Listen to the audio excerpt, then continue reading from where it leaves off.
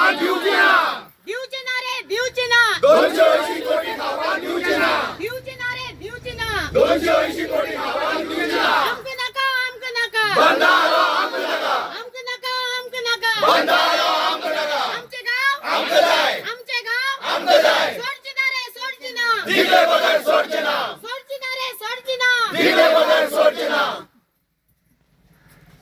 आयज आमी येयल्या मिराबाग सावंडी हांगासर आनी आयज हेंचो जो प्रोटेस्टाचो दीस आहा पळय तो चवथो दीस आहा. आदलो MP येवन गेलो, सरपंच येवन गेली, ZP येवन गेलो आनी तेणी तांकां आश्वासनां दिली, पण आजून पासून तेच्या आश्वासनाचे ते खरें ठरलेले ना.